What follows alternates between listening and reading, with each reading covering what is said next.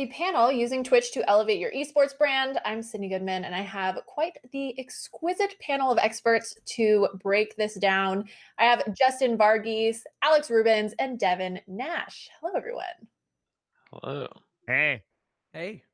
Thank you so much for being here. So before we jump into the questions, I'll give each of you a moment to shine and just explain kind of who you are, why you're a great fit to be talking on this panel. Why don't we start with you, Alex? Yeah, my name is Alex Rubens. I lead team operations for Cronky Esports, which is LA Gladiators in Overwatch and LA Gorillas in Call of Duty League. Happy to be here.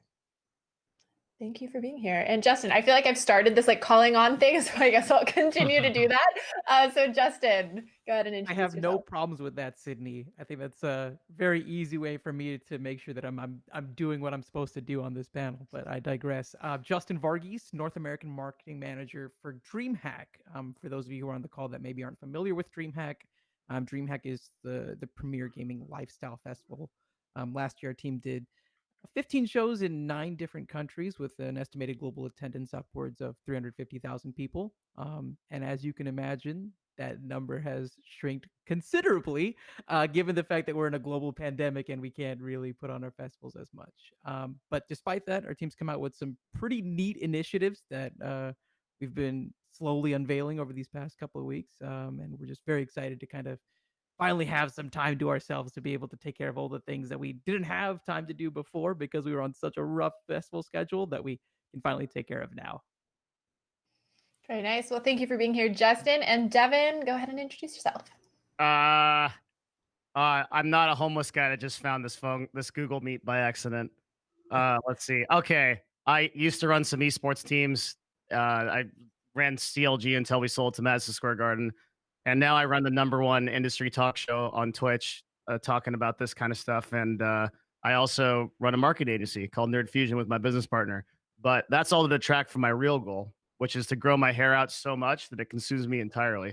And then I become a rolling ball of fluff, dispensing advice about how to grow successful businesses to all who encounter me. I mean, that's definitely one place to get business advice. It's a rolling pile of hair. But okay, well, let's just jump into it. I mean, the panel is titled Using Twitch to Elevate Your Esports Brand. So what role do you see Twitch playing in the current esports ecosystem? Anybody want to jump on that? Okay. If you don't jump, I'm going to call on you. I'm doing it. All right. Okay. So since 2018, esports accounted for about 25% of Twitch, right? And that declined because Activision moved everything to YouTube. But Twitch's major role in the esports industry is actually that it supports it financially. A lot of people don't know this, but the way that all of the teams that came into the LCS and then later came into OWL basically did it was through Twitch contracts. And so Twitch, a lot of people think just supports it from a viewership perspective, but the main way that it supports it is actually financial. Interesting. Now, when you're speaking about these contracts, sorry, did I just steamroll through somebody else talking? No. Oh, okay. I thought I heard murmurs. But so when you're talking about these contracts, are you talking about contracts with these teams in particular or the individual members of the teams? They don't support players directly, but the way Mhm. that they do it is through a weird form of arbitrage. So they'll pay the teams a fixed rate, what's called usually a minimum guarantee, and then they'll put some extra amount on that based on viewer hours. And so what ends up happening is that the team gets enough money to run its operations and then pay its players. And like, you ever wonder why Team Liquid has like Twitch streamers? Like, why would they do that? Like, there's Mhm. no ROI in that, right? Like, so they have Twitch streamers because they are getting paid by Twitch to do that. They can add those viewer hours effectively to their contract, and that increases their price. And in so doing, Twitch basically propped up the whole esports industry. Like, I don't think we would have an esports industry if Twitch didn't support it in the first place. Mhm. Now, Alex, you are currently running team ops. Do you see Twitch playing a similar role in this esports ecosystem? Yeah, I mean, absolutely. Like Devin said, we have two Activision leagues, so they're both on YouTube, but most of our players still create content primarily on Twitch. Uh, it's definitely an impactful part of what we do from a team level, what players do individually. I know that we aren't as big with content, at least live content, as some of the other teams are. We don't produce our own events yet or anything like that that's separate that would be streamed on Twitch, but it's definitely still a very impactful part of what we do, regardless of whether the leagues are on YouTube or on Twitch or on Facebook or anywhere like that. Mhm. And Justin, how do you see Twitch playing a role in this current ecosystem? Yeah, well, I think Devin summed up the deep dive very, very well in regards to what a lot of people don't really think about. Mhm. I guess in reverse panel order, I'll kind of give the bird's eye view for a degree. Something that somebody told me that really resonated with me was that the way Twitch kind of rose and how esports rose is very similar to the rise of poker being broadcasted professionally, in the sense that a lot of these events weren't really, I guess, as as taken to by the general public until there was a way to convey that narrative on screen and to tell that story. And I think that's what Twitch really did above everything else, was it made it so you were able to broadcast and, more importantly, tell a story in regards to what this tournament is about, what this scene is about, etc. As a former caster, I can tell you that at the end of the day, when it comes to esports as a whole, you're really trying to sell pixels to people. And Twitch does a marvelous job of letting you do just that by giving you all the tools that you need to be able to pull off a successful broadcast. And I think that there's a lot of other really nice benefits because Twitch isn't really tied to, say, a specific network or FCC guidelines and things like that, that allow it to broadcast this information in ways maybe traditional mediums are a bit limited. Do you Mhm. just playing off of that, do you think actually though that Twitch created good narratives for esports? Because in my mind, like that 9 hour long live stream broadcast is like a horrible way to actually get a narrative across, right? Like, because there's so many different games happening, or teams might only play one time because there's so many matches that they have to get through, and then maybe it's another day or like another week or month before that team plays again. And I feel like the shorter format, and this is just me genuinely asking because I want other opinions on it too, to me the shorter format of like a pre-produced like VOD that it can be aired live, but it was actually recorded separately and then cut into something. It's such an appealing way to actually spread an esports narrative. So I'm really curious to hear your thoughts of how potentially something like Twitch or long live streams built or help build narratives. Well, esports has a storytelling problem outside of the medium that it's used to stream on, right? And Yeah. that's been a Yeah, problem with esports for a long time. So I guess I don't understand what you mean by narrative. If you mean like narrative, like how do we make games interesting? Twitch can't help with that. I guess Yeah. even the LCS can't tell that story. Their best option is Sushi Dragon. So I don't know how we're gonna get there. But is that what you mean by narrative or what? Like, Yeah, I was just asking based on how what he said, right? Is that Twitch gave mhm, similar to poker the opportunity to actually present that story out to people. But it's mhm. just interesting to me because in my mind, I don't know, I run teams and even I sit there and go like, oh, I'm just gonna watch my games, right? I Yeah. don't have the whole weekend to sit around and do it. And I know that personally, I believe that we would reach so many more fans if we had more tighter, condensed broadcasts. Personally, that's just my opinion. I think that starts with the story of the players. Because what you do is you go to traditional sports and you say, how did they solve it? How do you keep people interested in two teams playing the same match over and over again? And like I think the answer is you have to build these really compelling narratives about why people should care about the players. And that is one of the big mistakes that Overwatch and CDL have not succeeded in doing yet. Is like, why should I care? Right. The LCS used to do it, and it used to be that like CLG versus TSM was a huge deal. Yep. And like 2015 Madison Square Garden popping off, like, oh my God, like it's gonna be a huge thing, like everyone's freaking out. And then all of a sudden, it's like now I watch CLG versus TSM, like I sleep, dude. I can't watch this for the 70th time. Nobody's telling their stories. Yep. Yeah, and I think that that's there's a whole conversation we can have around that too, right? Because to a degree, who bears the burden of telling that player's story? Is it on the individual teams themselves? Is it on the TOs? Personally, I think it's a little bit of both, right? Yes. As a broadcaster, it's best to use all the cards that you are dealt to have the best narrative possible. You know, for me, whenever I was doing commentary, I viewed anytime I'd get to sit down and pick the minds of a player in regards to what their strategies were, what they were scared of, who their rivals were. That's all seasonings, if you will, as you're cooking up your cast essentially, right?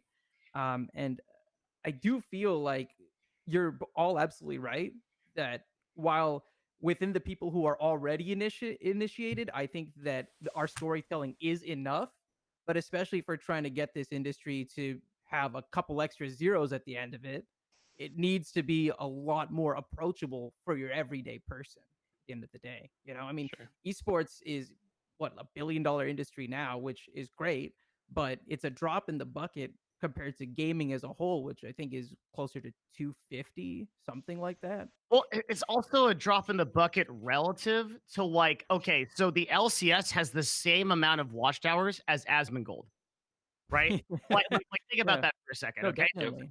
Yeah, like that's like a really crazy thing. Like the LCS spends hundreds of millions of dollars on production. Asmongold has 58.5 million hours watched in the last year. Riot Games has 57.7 million. So like, right. So it's like, if we're going to take it, I'm like this old guy yells at clouds on Twitter where I'm like, we need to take this industry seriously, you know, and but it's actually true. Like Justin is 100% right. The only way that we're going to do that is if we solidify these stories and actually start to like take responsibility for getting people interested that are not just endemic people in the audience that are like, I will watch esports. Like I'll watch paint dry. Like I'm totally in any game. Like, right. You can't just appeal to those fanatics. Yeah, and I think that, you know, touching back to what Alex asked at the beginning, where does it make sense to keep doing these long broadcasts, or do we need to package it in a more condensed format? I don't see those as mutually exclusive concepts necessarily. Totally. I feel like there's ways to operate in a way where you can have it for everybody, right? That's the flexibility that Twitch, let alone the internet, gives us, is the ability to package these stories in a way. I mean, from a marketing perspective, my objective at the end of the day is the right content to the right person at the right time. And I think that even from a storytelling perspective, that sort of mentality works wonders. And it would be really great to see our industry kind of adopt that en masse. By the way, this is probably the hardest problem our industry has to solve. I think the second hardest problem we have is like, how do we actually make advertising dollars worth it? but that's a whole nother discussion. But along the lines of the first one, I think my largest failing at CLG when I ran it was not solving this problem. And it's crazy too, because I thought about it all the time. Like the number one problem in CLG was getting people to get, can I cuss in this?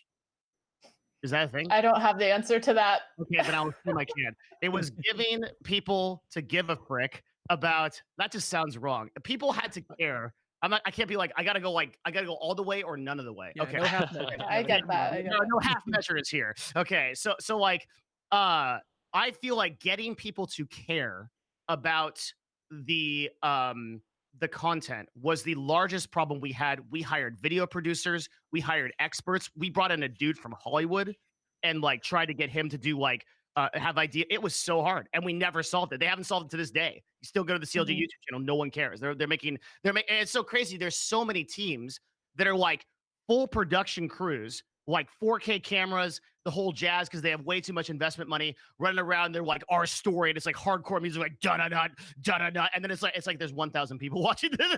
Yeah. Like 1,000 exactly. people on YouTube. It's like, so I don't know to this day how you solve that problem for esports teams. It's so hard.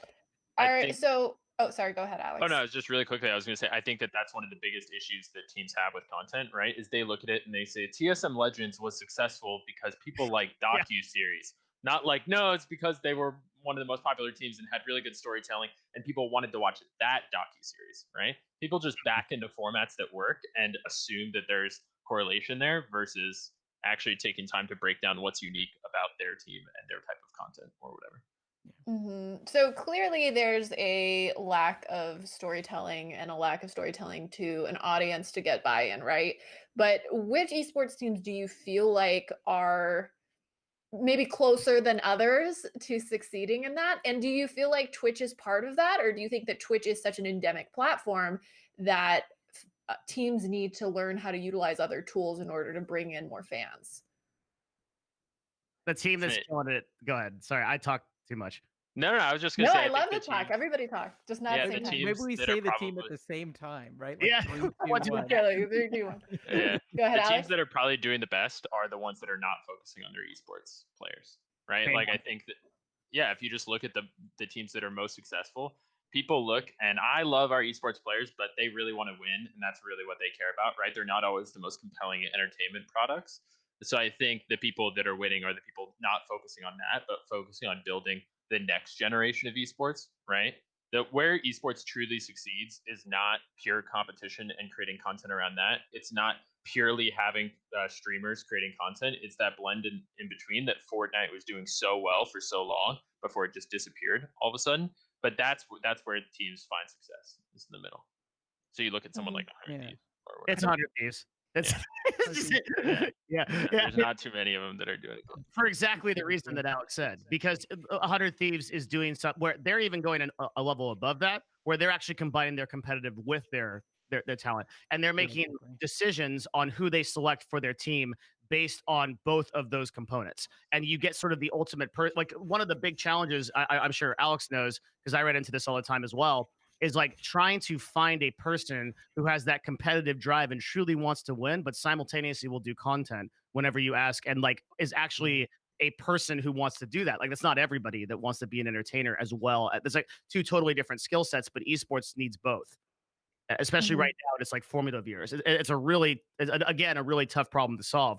But like, if you're a team like 100 Thieves, you get that appeal, and then you start selling apparel and you start selling stuff that isn't, you literally ironically monetize every single way that like, right, that isn't esports, because esports doesn't make any money, and then that's the only way you turn. And I'm pretty sure 100 Thieves is like one of the only profitable teams like out there.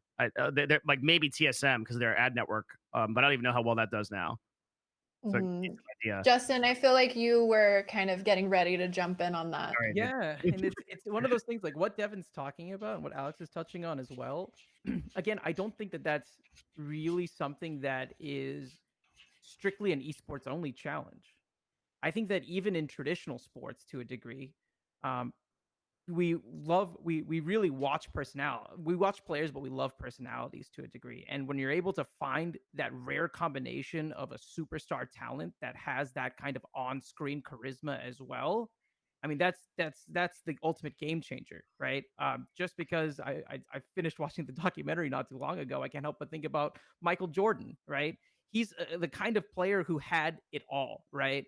On the court, it was absolute magic. But even off the court, just listening to how he would speak, the way that he would conduct himself, all of that was kind of put together in this package that was, I think even like to this day, pretty remarkable and nearly untouchable. There's a very finite amount of people who can do both, who can have that personality aspect as well as the raw talent in game. And I think it's something that we need to, as an industry, try to figure out how to best nurture in a way that is genuine and organic. I think that there's a lot of folks who at times like to make drama for drama's sake because they think, hey, this is maybe what we need to spice things up a little bit and have some sort of viewership. But what I found works best is whenever it's an authentic place, right? In the fighting game community, when you put two guys up on the sticks and you know that they hate each other, you can see a fundamental difference in regards to how somebody is maybe glossing over that content in the background of this 9-hour stream, as Alex had mentioned, versus someone now fervently being plugged into the action in game immediately.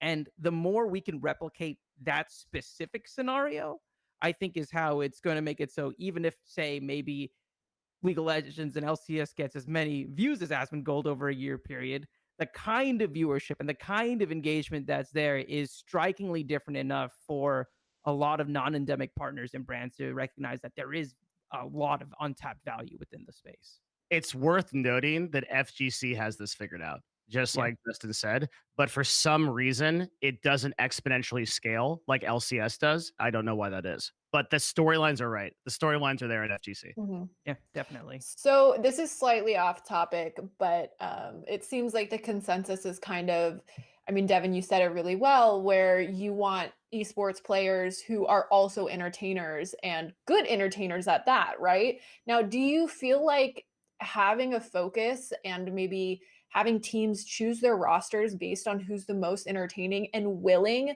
to create content outside of practice is maybe, I don't want to say holding esports back, but it is putting a focus on something other than very high level play? Like, do you see that as being a potential issue?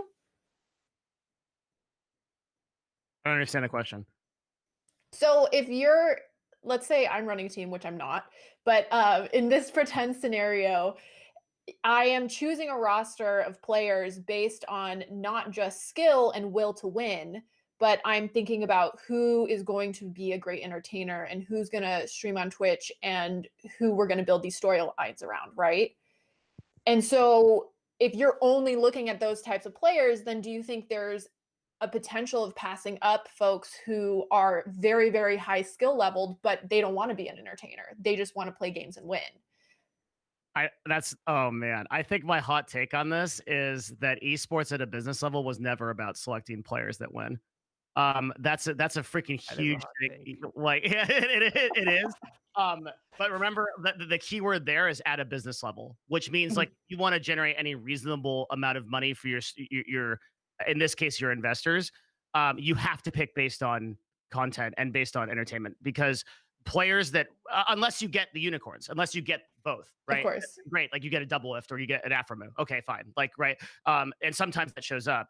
There are but people that one of the things that I think is really hard to accept in esports is just because you're a number one team doesn't necessarily mean that you're going to get a ton of clout and popularity, especially now. I think it used to be more true, but as we go on and the industry starts to mature, for some reason, it's like maybe just the saturation of tournaments, but it's like you can keep winning over and over and again, and it does help your popularity a bit. And we went through this theory at CLG. We were always debating this. It's like, okay, if we just win and we just like stop worrying about this YouTube stuff, and we like, are people is it gonna happen? And we did win, and you could see like one of the ways that was really easy to track this is merch sales. So if we won more tournaments, our merch sales would probably increase by like 30-40%, right? Mm-hmm. But that's a neurotic way to do business. Because if you can't guarantee that you're going to win 100% of the time. So if the only way that your business is going to succeed is you're just going to have to win games all the time, you're in trouble. So I've tried really hard not to curse because I appreciate that. I appreciate that. Justin, Alex, do either of you have any hot takes on Devin's hot take? I mean, he's completely right. Building a brand based on winning works until it doesn't, right? And that's where you see a lot of teams end up, is that they're 17-2 and they're the best team or second best team in the league, and they're making a great run. And then next season something happens, all of a sudden they're in eighth, and no one really cares anymore, right? And especially if you look at most of the, just using LCS teams as an example, if you look at a lot of the teams that came in, they focus solely on trying to make the biggest splash competitively. And you look, and some of those teams like barely did anything in the first couple of years, right? Like I'm sure that collectively the four of us probably gained more Twitter followers than some of the franchise LCS teams, which is crazy, right? Except that a lot of them bought followers. Yeah, that's also not a joke. I've actually Man, done that hot exercise takes all before. over the place. Yeah, I have like a little button with like flame or something. it's crazy. Some of the teams gained like 2,500 Twitter followers when you franchised in. That's insane, right? And so you look at it, and now, like 3 years in, they're trying to figure out what to do because all of a sudden their team might be one of the least valued slots, despite the fact that they've, were typically competitive across the term that they've been in there. So you can't just focus on winning. You also can't just focus on content because being the 12th place team and having really good content just means you have a bunch of content no one wants to watch, right? Like, it's not exciting to watch bad teams over and over again over a long period of time. It works well for fun drama pieces and great like breaking point documentaries, but no one will watch that for multiple years in a row, right? It's just not exciting. It is a self. I'm sorry. Go ahead. I talked too much. No, I was just gonna say we only talk about like the Cleveland Browns when they win that one game and the Bud Light exactly. refrigerator gets unlocked, right? But no one's plugged in all year long being like, oh man, they might win game number 2. Like, we don't care, And I think that for a lot of teams, especially that are starting out, this is the quandary, right? There is good investment money coming into the space, of course, but it's still relatively limited compared to, say, that of a traditional sports team. And as a result of that, you kind of have to balance everything. You have to find really good players because, like Alex said, if you're at the bottom of the barrel, people really don't care about too much about what you do. But you also have to kind of balance out, okay, is there any star potential within these players that I'm finding? And if not, how much of it is a coachable skill that I can implement onto my players directly? I think that a pretty good example of somebody who had that mindset was actually Hex, especially with what he did with Optic. Because one thing that he did a great job of was he conveyed to his players that we're not an esports team, we're an entertainment company that happens to win championships. And that is such a great mindset because not only did it work really well to the point where Optic was an incredibly successful team in the Call of Duty space, but more importantly, he gave each of those individuals longevity well beyond their esports careers. We were talking about 100 Thieves and how well they're doing, and that's Nate Shot's company, a spawn of Hex, if you will, right? Scump is another person who's still competing in this space, but has a massive following on his own because he was able to really balance out being a top level threat in game and also being this larger than life personality. And I think that some scenes like the fighting game scene in particular do this really well naturally and other scenes don't. And it's unfortunately one of those soft skills where it takes a lot of time and a lot of effort and really smart empowerment and leadership to get your players in a position where they really feel comfortable showing the shades of that personality that turn them into these personas that are larger than life. Yeah, Optic's also a really great example because for a long time they weren't winning championships, right? Yeah. But they were still the number one team by fans. They were the ones that people cared about the most. It was always about the journey, despite the fact that most of the time they got fourth, right? It was about that's what people wanted. And you could actually watch viewership go up by 50,000 when Optic was playing, and then down by 50,000 when they got kicked out, right? Or even if they were playing later, right, it would dip until they came back, and it became a meme. Is like, when is Optic on? Because that's when people would actually tune in, right? That's the power of good storytelling, 100%. and I think that beats everything at the end of the day. Like, content is king is like the cliche, but it's so true. Like, the thing is too that there's a self-fulfilling prophecy. The people that are making the best content, that are getting the most sponsors, because that's how sponsors dictate the value of a team, right? Is by viewer hours, by how many people are watching them, by how much exposure, by the CTAs, right? Like the difference between a contract between like CLG and Cloud9 is like night and day. Cloud9 can do more CTAs. They've got more calls to action, right? They've got more ability to sell product and just move stuff and get eyes on things. And so that becomes a self-fulfilling prophecy that you actually end up getting the best players because they want to play there. And then one thing that I'll tell you is, like, we talked a lot, I think, in the beginning about these personalities of esports players, people that do want to do content or do not want to do content. And I have noticed that a lot of what depends on if a person will do content is the initial culture that they have coming into the team. If the expectation is, yo, you're going to be on film all the time, we're filming your story, then they will go with that, and they will actually become personalities that are behest to like great camera personalities. But if you get them into a team and it's like, yo, sit in this chair and scrim for 12 hours a day, then and then like you try to introduce content. This is the mistake we made on one of the first teams, was like we did that. We had them scrim like 12 hours a day. And then we're like, all right, we're gonna start filming you, and these guys are like, go, get out of here! Like, what are you guys doing? Right? Like, whereas like it is an actual like Justin said, it is an actual like is the essence of Optic. Like that's what we do. We're on film all the time. We're filming this. We're doing it. Like everything we do is our journey. That cultural difference is imperative if you're running an esports team. You got to get people trained on that. You also have to do content that they want. Like people, when they make content, all these teams come up with these ideas that I look at and I'm like, oof. But then they don't think about the fact that players don't want to do that, and they just say players don't want to do it. Have you ever asked the players what type of content they want to be in? Right? Like that's the biggest thing. Most of the time they'll probably be like, I don't know, and they won't have good ideas, or any ideas rather. But every once in a while, they have such a good idea that it's worth it. You can build something around it, and if they're passionate about it, they're going to put the effort in. They're going to have fun. No one wants to sit there and watch a team who's in 12th place color and film it for like an hour. That's just not fun. Like it's not fun for the players. It's not fun for the viewer. It's certainly not good content that attracts advertisers. But if you can give them something that they're having fun with and that they're enjoying being a part of, it will always be good. And that translates, whether it actually brings more viewers or not, that's dependent on the people and your team and everything else that you've built, but it at least makes for better content. Yeah, and the best part is once you identify a player like that, you can always lean in on that a bit, right?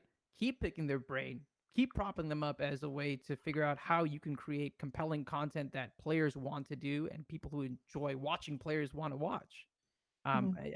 Maybe that's part of the disconnect that a lot of these teams that are getting resources are facing, is because they're leaving the players themselves out of the equation whenever they're trying to figure out these kinds of storylines and whatnot. And I don't know. I feel like if you go straight to the source, you're often resulting in just a much better product. Yeah, I think in general, one of the biggest things that teams could do to have their content succeed and their business succeed with content is just to fund player personal content. Ultimately, that was all. When I was at YouTube working with esports teams, that was one of the hardest battles. Is people would be like, "Well, why would I pay for that when it lives on their channel and I don't own it?" But there's so many other layers of, oh, well, if your team is out on this person's channel and your player is getting bigger and being spread everywhere, and one, you can probably also sell more sponsors because you have more available space to put their logos or the jerseys or players or whatever. That's really where the next level of content starts to come into play, and teams should 100% be taking half of the money that they spend on 4K cameras, bringing 8 shooters to go film a little trivia video, and instead take it and put those resources towards funding player content. It's a challenge for teams if you have someone on a contract though for 2 or 3 years and they're going to go to the highest bidder, right? It's basically who pays me more money. Unless you can get some kind of loyalty and some kind of buy-in from that player, it's like, God, it's so hard not to curse.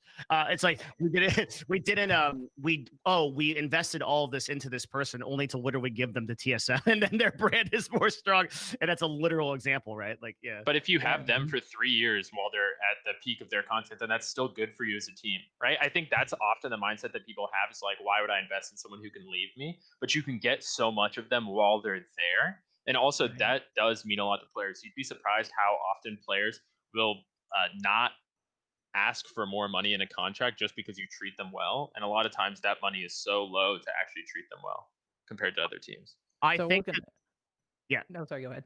I think that the difference between 1 to 100,000 followers is really, really different from the difference to 3 to 100,000 to 500,000 followers. So if you put the buy-in, basically think about it. Let's take another analogy and like take the exact same example, and I think it'll make a lot of sense. Like equity in a business, okay? So the idea is you put in a ton of time into a business when it first starts up because you're going to earn equity in that will then be worth more later, right? It's the exact same as investing in a player. The problem is that you don't hold on to that equity later. So by the time it becomes valuable, you don't have that investment recuperated, which is why business executives make those decisions. Yeah, absolutely. I'm actually sorry, go ahead, Justin. No, I was just gonna say that feels like the inevitable balancing act, right? How many resources do you put towards individual player development when you know that is a time sensitive resource, and how many resources do you put towards the brand growth, essentially, right? Because I think that's the toughest part is like, how do you, if you do spend all this time and all these resources building up one player and they do leave, how do you make sure that you can keep the entire base when that player moves to another team? You know, it's there's a big difference between a Cleveland Cavaliers fan and a LeBron James fan, and I think that they probably recognize that immediately right now as well, and it just seems like a very tough challenge for a lot of teams. I'm glad that you brought up traditional sports because, you know, we're talking there are a lot of parallels and a lot of learnings there. Now, how do you see the potential of utilizing Twitch separating esports from traditional sports? I mean, do you see that really giving esports its own narrative or its own leg up from traditional sports? Or is it something where I find there's a lot of athletes now coming onto Twitch and kind of utilizing the benefits of it, that it's a level playing field? I know it's a little bit dicey comparing esports and traditional sports, like apples to apples, but I'm curious to hear your thoughts.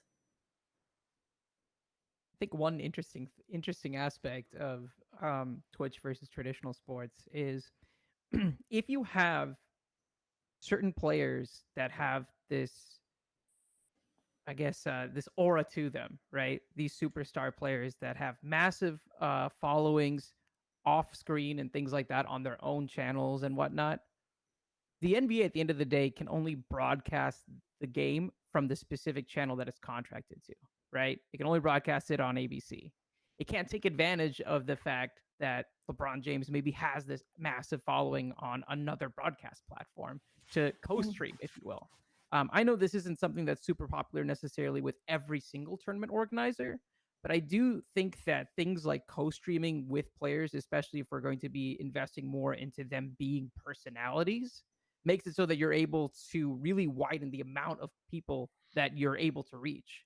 And that's something that traditional sports really can't do because they're very limited to, hey, this is an ABC broadcast of the NBA that's only on ABC, right? They can't take advantage of those same metrics and those same channels that these players themselves have developed the way that esports can. In addition to that, again, I think that because of specific FCC regulations and things like that, there's only a set amount of information that needs to be displayed on screen from a traditional sports perspective whenever you're watching something like basketball or football. Most notably, I think that's relevant whenever you talk about the conversion back. So if you look a couple years back to a product like Heroes of the Dorm, what they were able to showcase on the on-screen overlay on Twitch and what was showcased on the on-screen overlay for TV was a fraction from an information perspective, right? So I think that Twitch allows you to really showcase more information, and to get even more granular than that, it gives people an opportunity to have a little bit more granularity in regards to the content itself. There's a very big difference if we got to go to traditional sports again between Joe Buck's commentary and Tony Romo's commentary, right? But it feels like one thing that Twitch allows you to do is you don't have to necessarily pick between one or the other, right? You're able to create a broadcast that can target specific sets of people, right? You can create a newbie friendly stream and you can create one that's a little bit more tailored towards hardcore players. It could be even a professional player sitting there co-streaming the event and giving commentary in live time, which I think is an absolutely massive thing. Now, I know that there's, of course, a lot of stipulations there and probably a lot of work that needs to be done from a contract perspective, from a sponsorship fulfillment perspective, etc. But I do think that it's one of the things that I love to see utilized in the space when it is, but also at the same time is not utilized enough for being such a dynamite advantage that we have. I think, though, that you're going to see esports have the same problem because media rights are the most valuable inventory in esports and will eventually lock everyone into specific platforms. So for now, like, I think that the major advantage over traditional sports is the exposure to the 16 to 36 demographic. And that's something that sports can't do right now. So the co-streaming opportunities are really exciting, though I think that media exclusivity, like you're already seeing it with Activision, right? Like CDL sold, was it 120 million they sold to CDL and OWL broadcasting rights to YouTube. And so that effectively gates like a lot of that sort of like co-opt broadcasting. The other thing is that publishers are often very anal. I think is a good word about who broadcasts their or not. I mean, we all of us in this call probably have Blizzard horror stories of like trying to put on tournaments and stuff. Like DreamHack, I'm looking at you guys. like right, like it's very hard sometimes to get it through publishers that to run these to run these kind of events with like co-streaming. So if yeah, I hope that's right, and I hope that esports evolves in that direction, but it could really easily evolve in the other direction too. I also think that there's a big difference between 90 seconds with LeBron post game and 9 hours with Double Lift, right? It's just a much easier way to engage with your audience.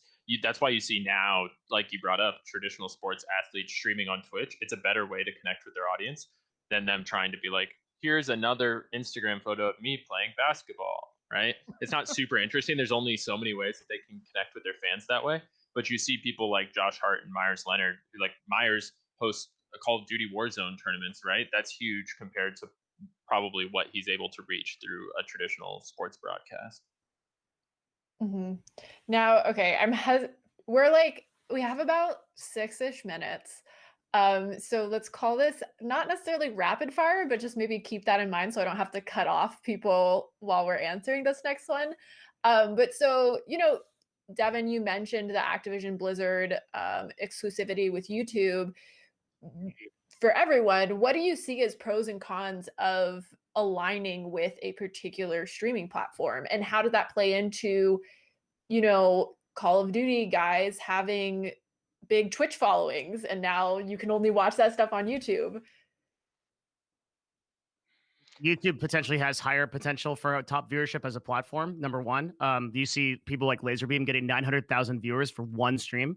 And secondly, it's just media rights. It's just media rights deals. It's where the money is. That's it. Well, then that was a perfect. Does anybody have anything else to add to that? I think that's a great summation. Well, that was very quick. So we have another question. So we've talked a lot about, this brand building and having esports teams, like should they, shouldn't they, how much should they invest in building their players' brands and, seeing that as a player's brand builds, that's a great thing for everyone. How could an aspiring professional esports athlete who hasn't signed with a team leverage their Twitch to their advantage to maybe be able to already offer that to teams? Yeah, I think it's easier than you think, funny enough, right? If you are a player who is good enough to potentially be scouted by teams to be signed, you already are among the top 0.1% of players out there, which means your gameplay is incredible. It's absolutely insane. I don't think it takes too much effort. So it's as simple as really streaming your gameplay and then having somebody essentially package it in ways so you can push it out on other platforms, right? So Twitch itself is a long form, almost unedited, very easy come and go sort of situation, right? You can't just take an 8-hour Twitch stream of you playing League and then slap that on YouTube and be like, why is no one following my brand, right? But if you can take that and repackage that into 7 to 15 minute highlight or 20-minute highlight, right? And you can do that for every couple of streams that you do, and then even from there you can be a little bit more granular and create 15 to 30-second highlights for Instagram and Twitter. Then all of a sudden you're able to take one piece of content, which was your stream, a piece of macro content, and then disseminate that into micro content that's packaged onto all these different platforms, which in turn lets everything grow fairly exponentially. I'd also say that if you your are goal content as a esports person or literally anybody in the industry, I don't care what you are, caster, whatever, you're big dumb. That's it. Yep. That's the whole thing. Yeah. Yeah, and I think one of the, just playing on that too before we get back to amateurs, one of the biggest issues is people wait until they're retired to create content, which is so silly because that's when the fans aren't watching the most. Yeah. So you should be doing it while you're playing. But in general, for amateurs too, their goal should be about getting themselves a spot, not necessarily creating giant amount of content, right? Like one of the biggest issues with amateur play is that it's just like not really broadcast and it's not really pulled together in a super compelling package all the time. So it should just be about putting the best showcase that you can into that content, really getting it out in front of the most amount of people, and then using that to leverage you moving up in your playing career personally. Mm-hmm.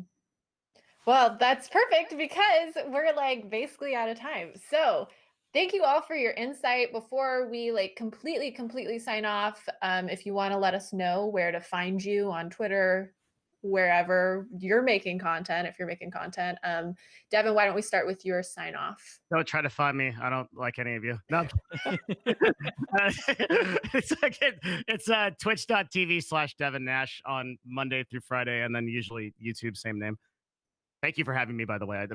I actually do like everyone here. Justin, we go back a bit, and Alex, I think I'm meeting you for the first time, but you have very insightful comment. I agree with everything you said, so it's very cool. Well, thank you. Yeah, this was great. You can find me at Alex Rubens anywhere. Follow the gorillas and the gladiators. That's the most important part. This is how you build an esports brand, one industry panel at a time. And Justin, how about you? Yeah, you can find me on all social platforms at jvarg1990.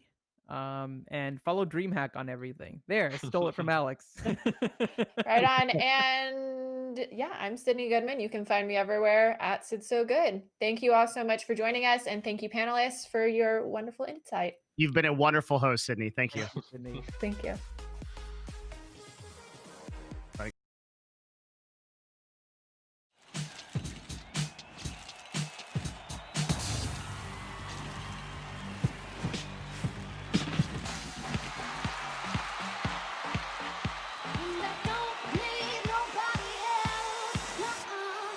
If I was you, I'd wanna be me too. I'd wanna be me too. I'd wanna be me too. If I was you, I'd wanna be me too. I'd wanna be me too. I'd wanna be me. Tell me, bass up. I wish I found some better sounds no one's ever heard. I wish I had a better voice and sang some better words. I wish I found some chords in an order that is new. I wish I didn't have to rhyme every time I sang.